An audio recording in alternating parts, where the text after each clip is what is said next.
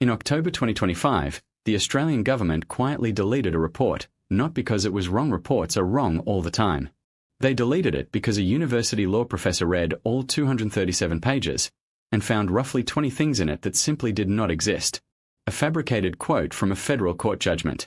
Citations to academic papers nobody had ever written. References to studies that were, as far as anyone could tell, invented from nothing.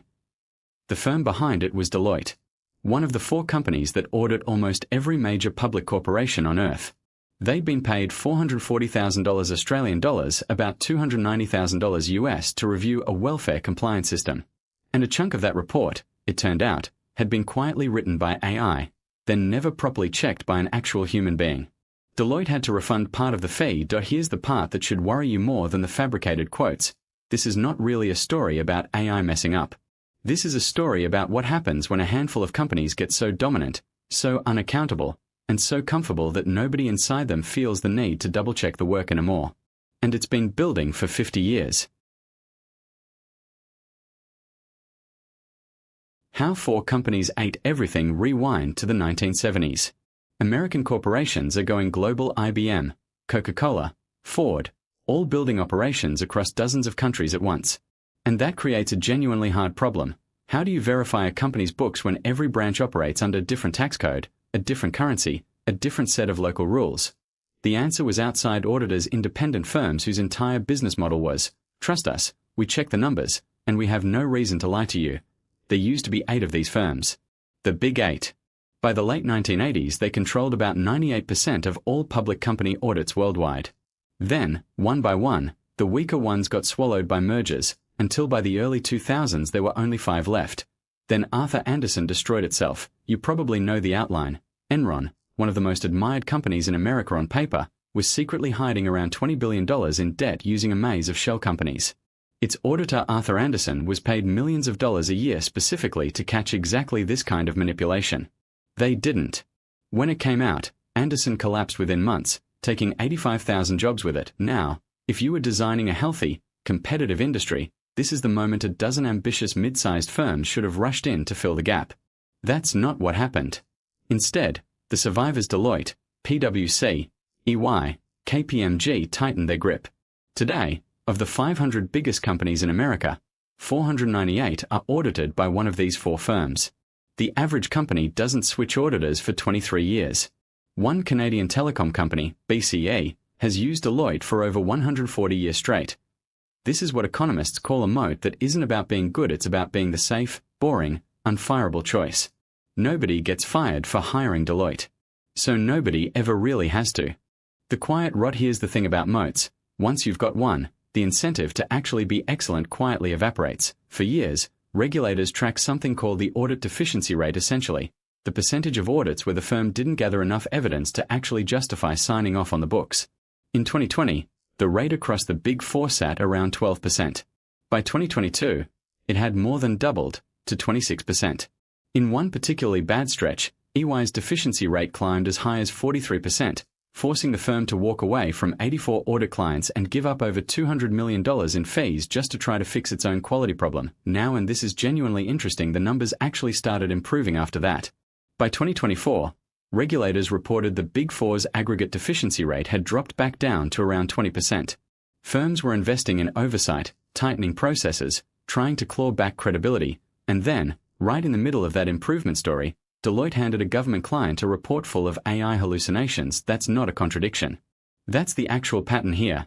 These firms will clean up one weak spot the moment regulators shine a light on it, while an entirely new blind spot opens up somewhere else because the underlying problem was never really fixed. The underlying problem is that being the default, unquestioned choice for a century removes almost all pressure to actually be careful. It's not just audits, either. In 2014, PwC managed to overstate Tesco's quarterly profit projection by £250 million, nearly 30% higher than what the company actually made. These aren't rare, isolated screw-ups. They're what you'd expect from any industry that stopped being seriously tested. The part that's actually illegal, auditing alone, was never going to make these firms as rich as they are today.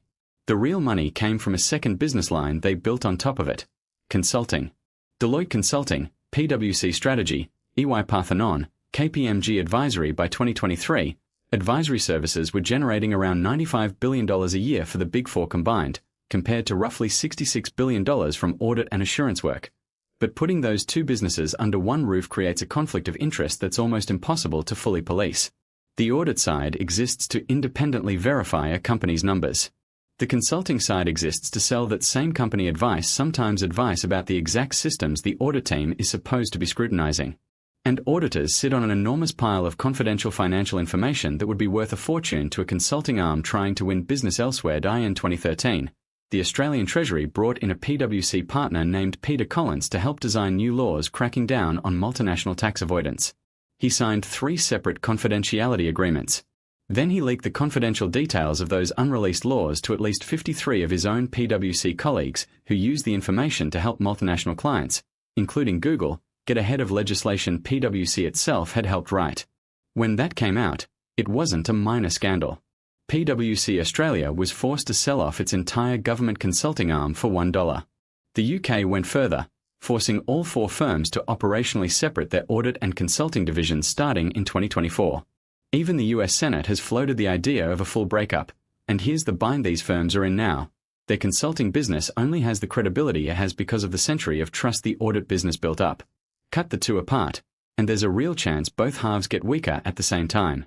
WHY is the part they can't spin their way out. OF reputation and scale used to be the entire moat.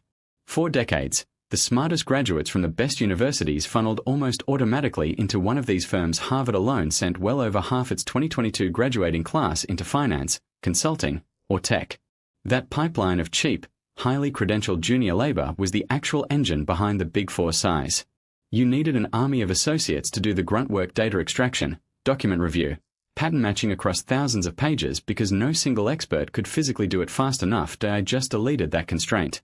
The exact tasks that used to require dozens of junior staff working overnight can now be done by a much smaller team supervising software.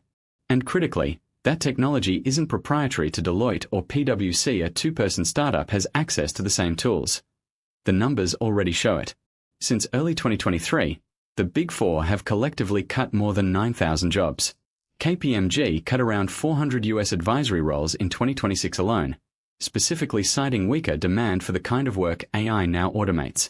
Deloitte has gone further, freezing pensions, cutting paid time off by up to 10 days, slashing paid family leave in half. These are the moves of a business trying to protect margins while the core service it sells gets commoditized out from under it. Client sentiment has caught up too. By 2024, only 13% of businesses said their consultants were actually doing more good than harm. When your product for decades has partly been a fancy slide deck saying things like develop value-creating partnerships advice so vague it could apply to literally any, what actually fills the gap? So if the old model is genuinely breaking not under pressure, but breaking what replaces it? There are 3 realistic paths, and they're not mutually exclusive. Point 1, companies simply stop outsourcing. If the core value proposition was cheap, high-quality labor doing document review and analysis, and AI can now do most of that in-house, why pay millions for an outside opinion your own team could generate in an afternoon? 2. A wave of boutique firms finally gets to compete on a level playing field. AI is closing the output gap between a firm with 300,000 employees and one with 30, which means headcount stops being the moat it used to be. And a smaller firm can credibly bid against Deloitte for work it never could have touched 5 years ago. Point 3, the one that should genuinely worry the big for the entire concept of the firm becomes optional. If AI can absorb the supporting work that used to require armies of associates, then a single person with 15 years of experience inside one of these firms, who actually knows what clients are paying for, can plausibly deliver the same output alone. No overhead, no army of juniors, no partner cut. Just one expert and a laptop, undercutting a $95 billion a year industry on price. None of this happens overnight. These firms still have enormous reserves of trust, government relationships, and legal expertise that AI alone doesn't replicate.